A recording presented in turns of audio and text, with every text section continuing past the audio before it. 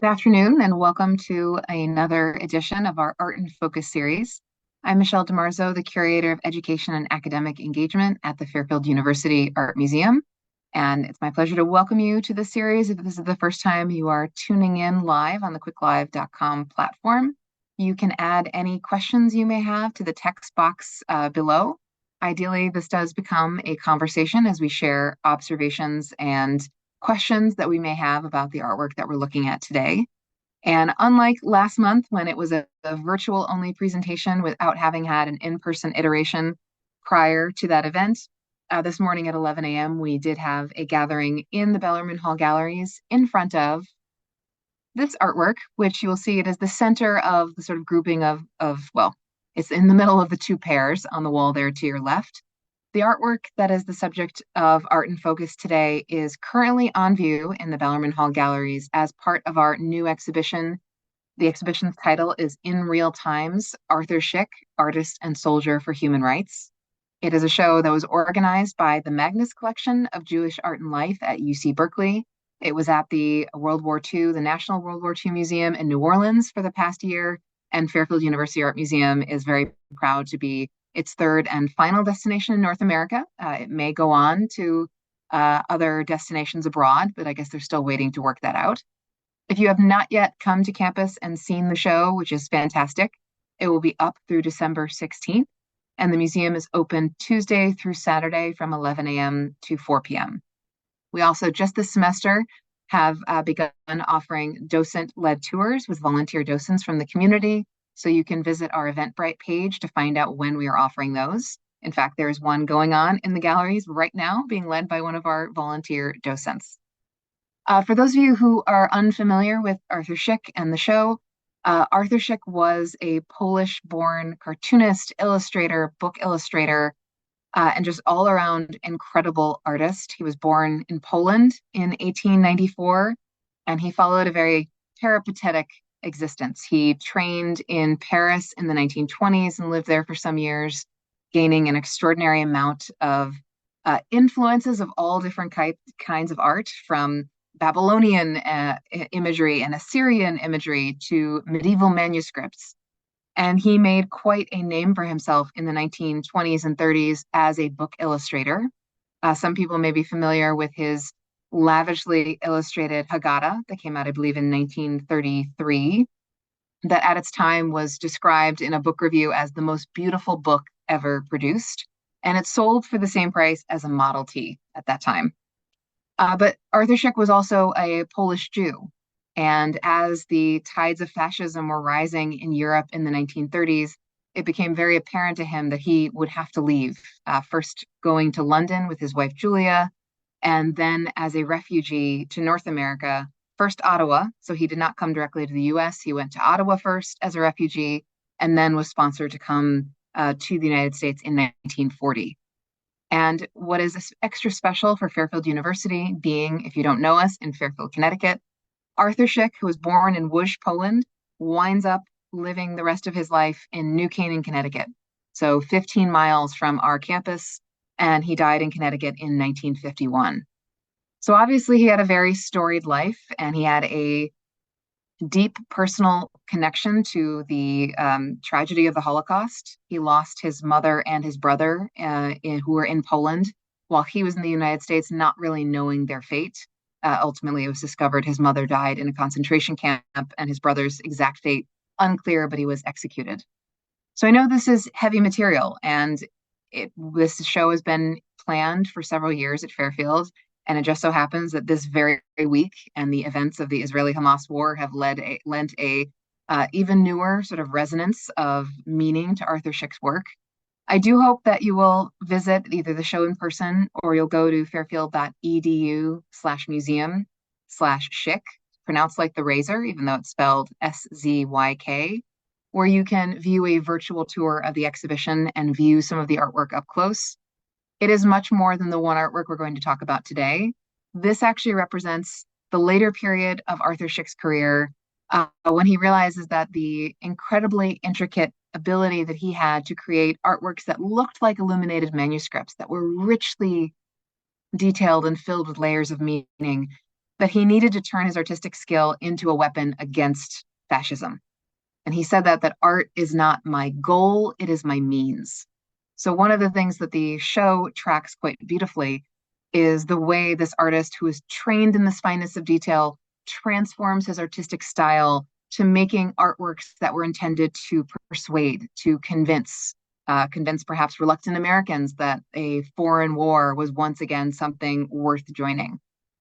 So this particular piece was chosen by Dr. Philip Eliasov. Some of you watching who are familiar with the Fairfield community may know Philip Eliasov. He was instrumental in bringing this exhibition to Fairfield University, and he wanted this image to be sort of the signature image that we were using because of the many powerful layers it has. Of course, it's also full of swastikas. So this is not comfortable imagery, and I think Szyk didn't really want it to be.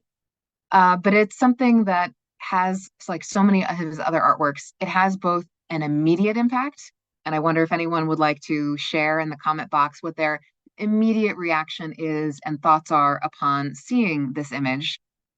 But it's also one that has other layers hidden within it. And you can both look at it very quickly and get a sense of what he's intending and move on, or you can delve into, of course, we're going to do that. We're going to do the delving because it's art in focus. And you can see many of the different layers that he hid within it. I'm just going to go back for 1 second so you can once again get a sense of scale. So Magnes, as I said, there's a bit of a glare on it, so you can't see it well, but it's about the size of a magazine cover because that is what it was intended to become. And I'll show you an image of the magazine cover it became in a few more slides. But just to give you a sense of the size of artwork we're talking about, throughout his career, Szyk almost exclusively worked in small. He was often described as a miniaturist, and the control of his hand in using, whether it's pen and ink or it's, in this case, watercolor and gouache, gouache being kind of like watercolor, but with the addition of chalk or other materials to make it opaque. But nonetheless, it's still working with very small brushes and needing a great deal of control. This is far from the most detailed of the works in the exhibition. So again, I encourage you to dive into some of Szyk's work so you can really appreciate his abilities in that sense. So when I've been in the galleries, whether it's with students or with outside people, and I've invited them to take a look at Madness, at this particular cartoon, and asked them if there's anyone in it that they recognize. And without fail, everyone who has walked through the doors, no matter their age, no matter their background, they have been able to identify Adolf Hitler because his visage is just still indelibly impressed in all of our minds. And even though, as we look at this, you might recognize that this is not a faithful, naturalistic portrait of Adolf Hitler. In fact, he's a little bit exaggerated, maybe even a little bit comical looking. But it's the slicked, side-parted hair, the mustache, the uniform, the Nazi swastika, all of those things combined, he is absolutely identifiable. So he remains the most sort of visible figure. And of course, the swastika, immediately recognizable as an emblem of hate and of fascism. But everybody else, because there's a lot of everybody else who are in the image, might not be so immediately easy to read. And what has been interesting for me as a museum professional and as a professor is depending on the types of groups that we've had in, whether it's a class of first-year English writing students, for example, or we had our campus ministry folks came in as a group. Depending on individuals' familiarity with this time period, how many other visual references they have seen, whether there might be someone in the group who is a history buff, they may or may not be able to immediately identify the other figures. But I invite you to note the date. It's 1941. This is intended to be an illustration on the cover of Collier's magazine, a magazine that circulated to about 2 million households.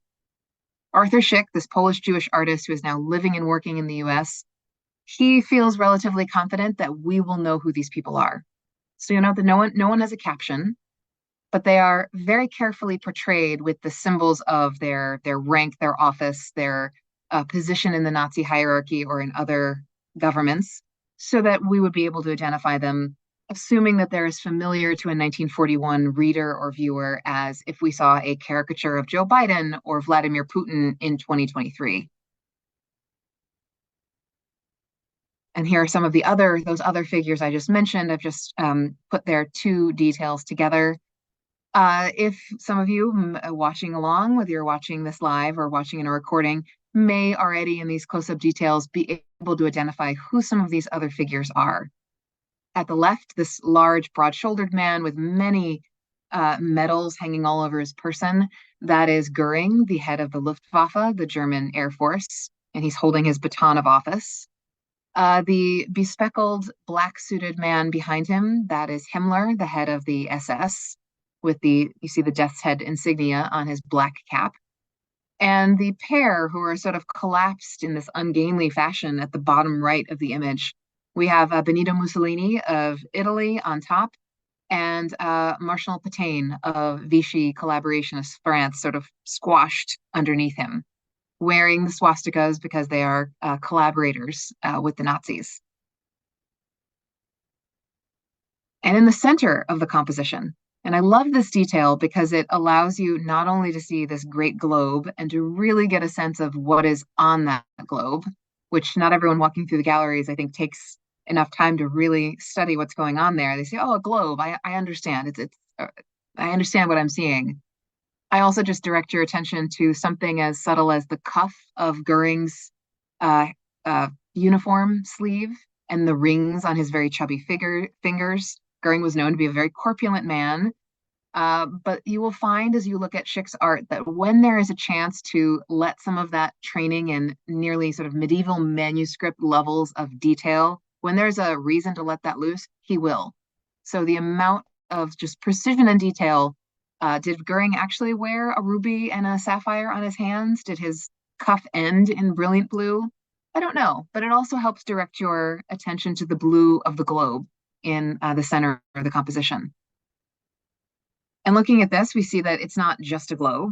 We have Nazi swastika flags being dotted all around, which look as though they are dripping, perhaps dripping blood. And the globe is being scaled by these two black-suited skeletons. So some people in the gallery have said, oh, well, there's two guys on the globe. I'm like, but they're very carefully depicted as we look at it in detail, close up, magnified to larger than it is in the physical object. You can very clearly see those are skeletons. And they are wearing Nazi SS uniforms. So one of the symbols of the SS was the death's head. And here we have that symbol brought to life, wearing their black uniforms. And they are putting up these banners on the globe. The one on the left says Nazi propaganda. There's one underneath his foot that says Nazi activity. And the other one, a quote from Dante, abandon hope, all hope abandon, ye who enter here, from Dante's Inferno. I don't remember which slide I put next. So no, I'm just going back to the main image again. Well, I'm going back to the image that had Adolf Hitler.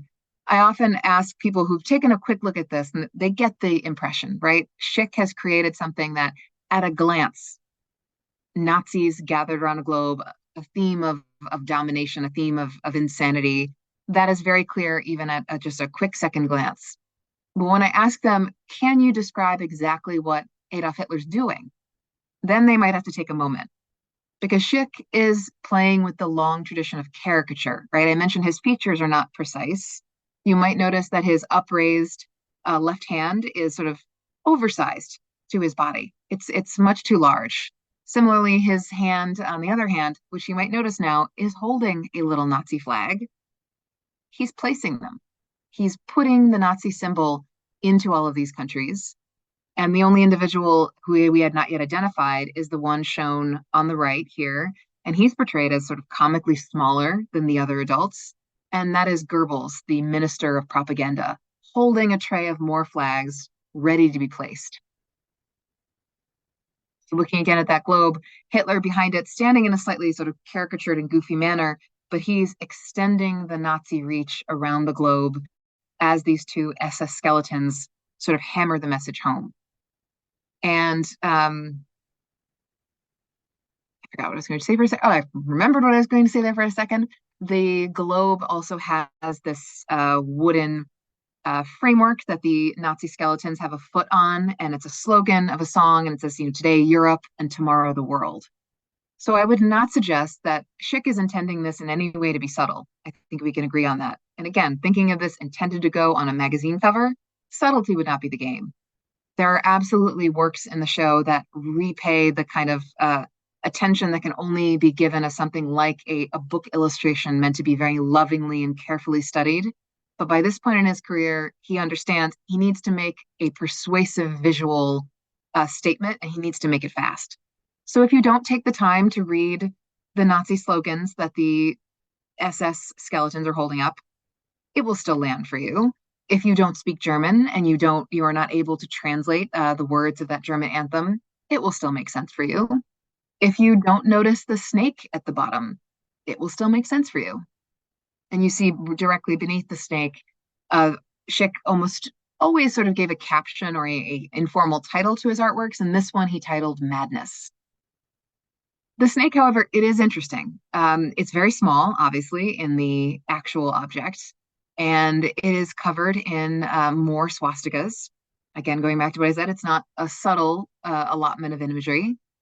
But last week we had a symposium about Arthur Szyk's life and career, and the keynote speaker was Stephen Luckert from the U.S. Holocaust Memorial Museum.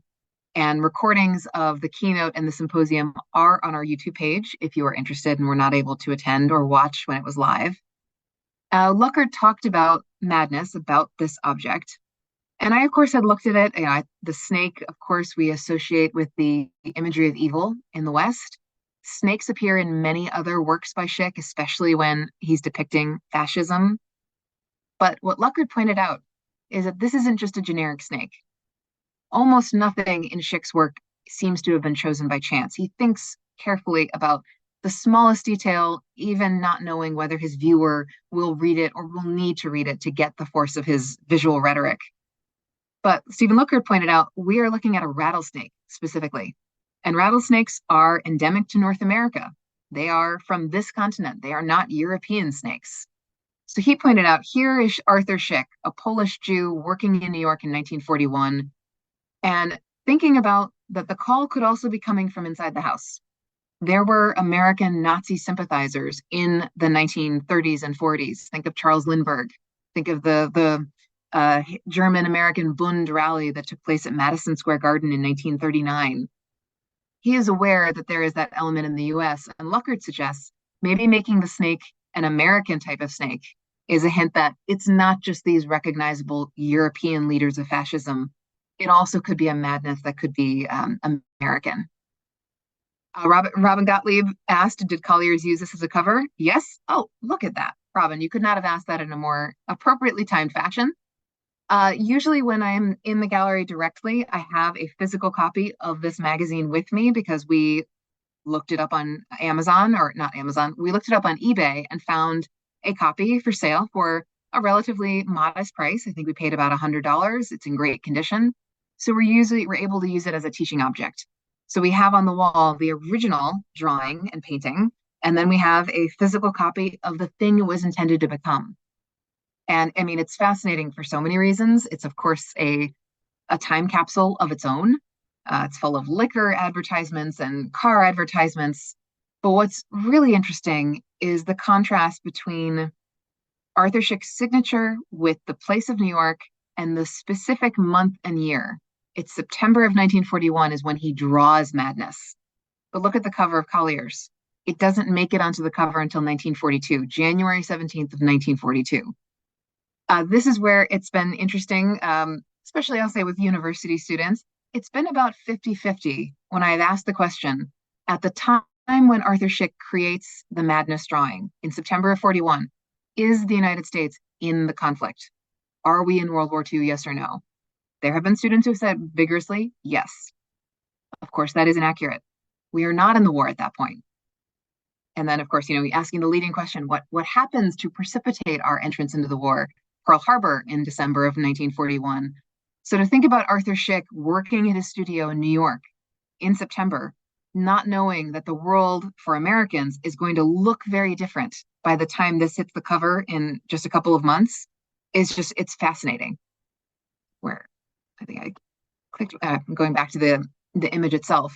So if he titles this Madness in September of 41, he's still envisioning this as an image that needs to persuade Americans of something.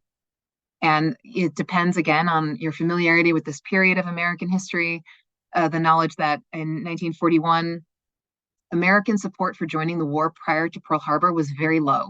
There was not a strong desire to get involved in another foreign war.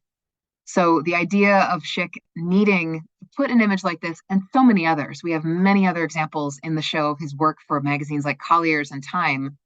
The idea that this was meant to be persuasive and giving it the title Madness. Madness is what's coming unless action is taken, unless the American people are willing to join the war effort.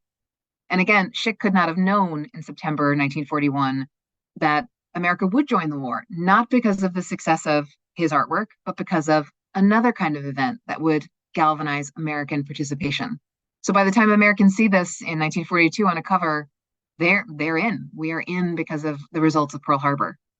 So just one of the curiosities of an artist who's working so much in the moment, who also, many of you who are familiar with artists like Norman Rockwell may be thinking of his covers for magazines like the Saturday Evening Post.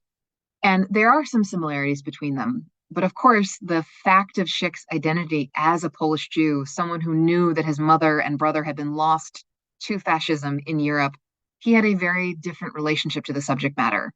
So there is in some of his artwork a desperation that comes across, almost a bitterness at the need to make people really understand what is at stake.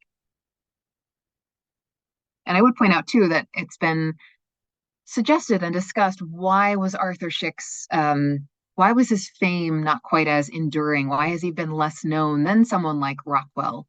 And there are many answers that scholars have given, and you can check out Philip Eliasov's opening night lecture also on YouTube, where he touches on many of these threads. One of them has to do with small size, that miniature art, and think of the 1950s, what's becoming really well known are things like abstract expressionism. They're large format artworks.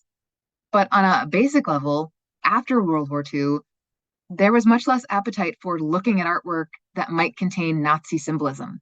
I mean, this is very of its time, and an exhausted world immediately post-war perhaps wanted to look at other things. And maybe that's one reason why some of Arthur Szyk's art, specifically his cartoons devoted more toward propaganda, while they might have been something that was less looked upon favorably once the war was over and had been won.